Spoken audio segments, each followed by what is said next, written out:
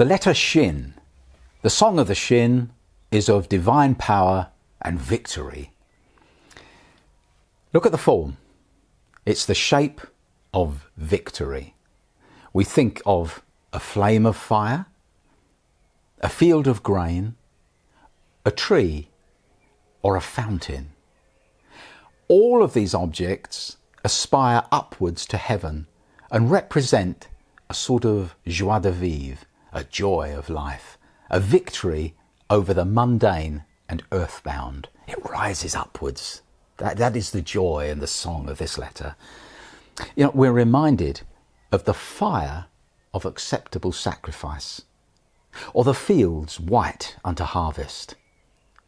Maybe we're reminded of the tree of life, or the fountain still yet to be opened to the house of David and to the inhabitants of Jerusalem for sin and for uncleanness. Zechariah 13:1. This is the fountain around which much of the Gentile world has been gathering for 2,000 years and will continue to do so until the last Gentile is added to the church, and then it will be opened to the house of David, the Jewish people. The flame-like form of the Shin alludes to the power of God to release the fire of spirituality in our lives. This is something only God can do. It's a miracle. Think of this. Think of a black inner piece of matter called a piece of coal. It possesses within it an energy that we could never have imagined if we hadn't seen the flame leap up from its surface for ourselves. It's hidden within the black heart of the coal. The energy that is released as a flame was present within the black coal all the time. Although we couldn't see it before it began its work, it was there for sure, concealed from sight within the dark heart of the coal. In a similar way, God is able to take the most unlikely human being and, by nothing short of a miracle, release a living flame of spirituality from his or her life. This miracle is alluded to in the form of this letter, and it happens in fellowship with Jesus. A word of warning. Satan does not usually make an outright lie. He gives half-truths and hopes thereby to deceive even the elect.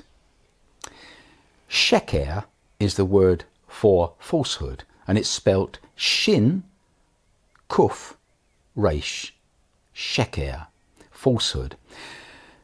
Note the order of the letters of the word illustrate this trick of Satan to give something an appearance of truth, but he changes it very slightly so that we accept it and it's actually a lie. It's a half-truth, if you like, which is a lie. Whilst the Kuf and Resh remain in proper alphabetical order in the word Sheker, thus giving the impression of truth, the Shin is flipped out and dropped in at the beginning of the word. It should have been at the end in the order of the alphabet, but it's flipped out and it's put into the front of the word Sheker, distorting, you see, the truth. Thus, instead of giving the proper alphabetical order of Kuf, Resh, Shin, we have Shin, Kuf, Resh. Truth is suggested, but fatally and dangerously altered. The enemy avoids outright lies, but clothes them with half-truths. This is the danger. Somebody once said to me that rat poison, for instance, is only 1% poison. The rest is quite ordinary stuff, doesn't harm the rat. But, not that we're rats, heaven forbid, but it's interesting, isn't it, that just 1% is fatal. And 1% of a lie is fatal, can be fatal. Shin may suggest to us the upraised arms of the one who, by his sacrifice, swallowed up death in victory forevermore. The cross is God's victory over our enemies and over the ruin which Satan and our sin had made of the soul of man. Everything was in ruins, and God raised his arms upon the cross and declared, "It is finished." John 19 verse 30. 3 words in English, only one in Hebrew, Nishlam. This is the word chosen by the translators of the Hebrew New Testament to translate it as finished. The word nishlam is derived from shalom. You can hear the similarity, peace, which begins with the letter Shin. Jesus has brought peace and wholeness to the ruined world by receiving in himself the just penalty of our sin and rebellion. The position of the Shin is significant.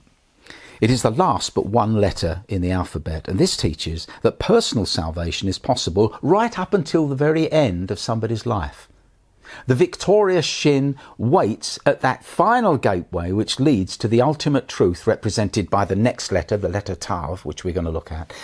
How many have been saved at the last minute? We shall never know. We shall never know this side of glory. But when we get there, we may be amazed at how many were saved at the very doorway before they entered into the next dimension. The Shin is also positioned right alongside the Resh, which we looked at last time, the wicked man. And this teaches us that even the wicked man can be saved in an instant. For no sin is unforgivable, no sinner unsavable, nobody beyond hope. Salvation is much closer than we think it can be today. Now, to summarise this letter, it speaks of divine power and victory. Notice the shape, it's always rising upwards. It speaks of the miracle of new life which God is able to bring about in our lives. It speaks of the cross of Jesus. We may think of the arms of Jesus extended on the cross. We can think of salvation at the last moment for many of our loved ones. This is the song of the Shin.